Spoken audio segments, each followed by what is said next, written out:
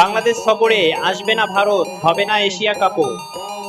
আগস্টে 3টি করে ওয়ানডে ও টি-20 খেলতে বাংলাদেশ আসার কথা ভারতের। তবে পরিবর্তিত পরিস্থিতিতে রোহিত শর্মা, বিরাট কোহলিদের সফরটি আটকে যেতে পারে। স্থগিত হয়ে যেতে পারে সেপ্টেম্বরের সূচিতে থাকা এশিয়া কাপও। ভারতের টাইমস অফ ইন্ডিয়া জানিয়েছে, বাংলাদেশ সফর ও এশিয়া কাপের বিষয়ে নেতিবাচক অবস্থা নিয়েছে বিসিসিআই। দুটি ক্রিকেট ইভেন্টেই ভারত অংশ নিবে না। এ সময় স্থগিত হয়ে যাওয়া আইপিএল এর বাকি ম্যাচ আয়োজন করা হতে পারে। নিউজটি যদি ভালো লাগে একটি লাইক দিবেন আর চ্যানেলটি সাবস্ক্রাইব করে সাপোর্ট করবেন।